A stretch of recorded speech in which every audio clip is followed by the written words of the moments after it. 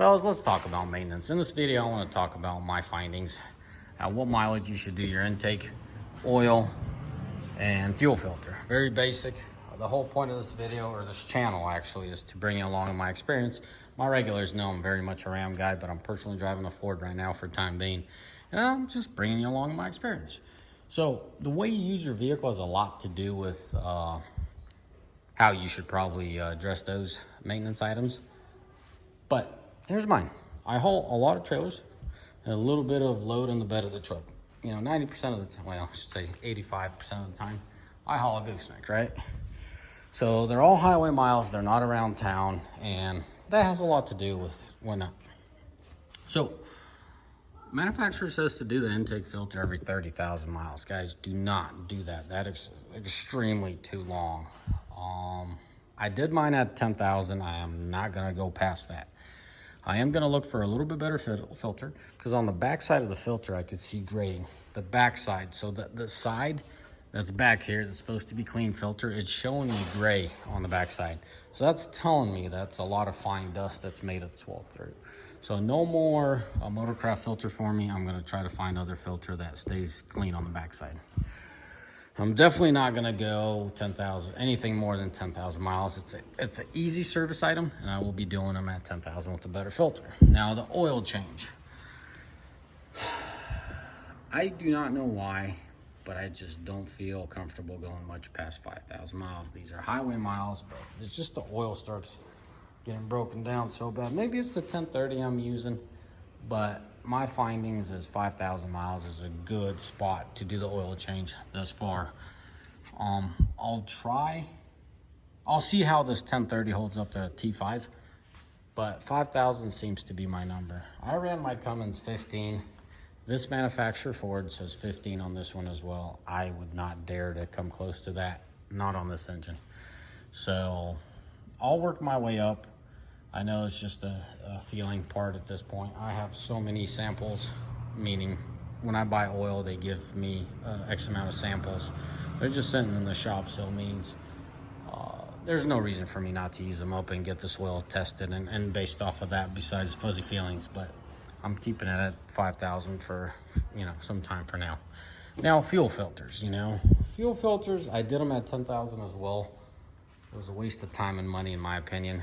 Because I fuel up at good spots, meaning high flow, high volume truck stops, we get good discounts, usually being a high volume consumer, if you'd call it that. So I have a slip tank in the back.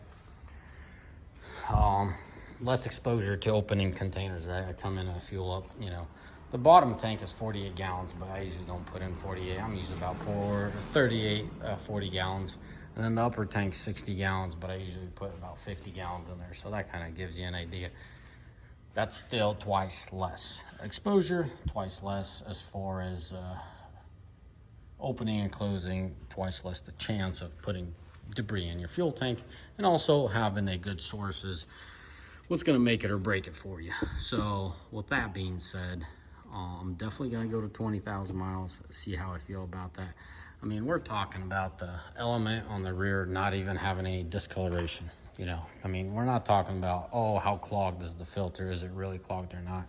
There's nothing. There's no debris. There's no settlements. There's nothing in there. So we're going to go to 20,000 on the filter. Manufacturer says 30, but we'll do 20, see how I feel about that. And then I have a pretty good feeling we're going to go up to 30,000 on the fuel filters.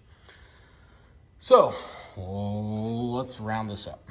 No more than 10,000 for me, and I'm on the highway, best case scenario. So you guys around town, I almost would recommend nobody goes past 10,000 on the filter. The oil,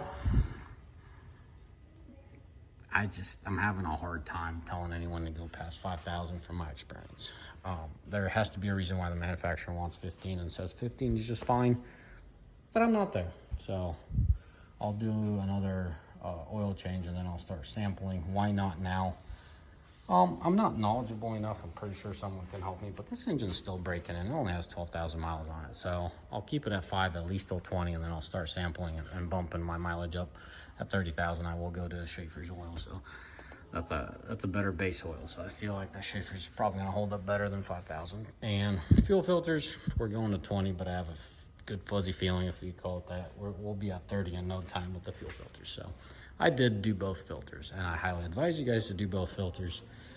If you're tight on money, at least do this filter. It's known to plug up and explode on you, that canister right there. So there you have it. That's my experience, that's my findings, and let me know in the comment section what else you want to know.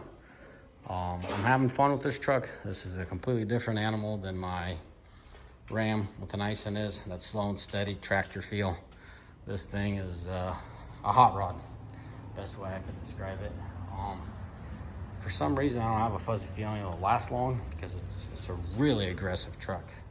For a diesel standpoint, super aggressive. It doesn't guarantee it's not going to last as long, but you know, there's a reason why the cab and chassis are all detuned. And a guy like me that tows, I'm very reserved when I tow. You know, it's not me driving around empty, but still. Anyways, I guess mileage will show, and if I'm fortunate enough to keep it that long, I'll bring you along on the ride. Anyways, as always, may the Lord bless you, and may you all have a mighty fine day. Ciao, bye.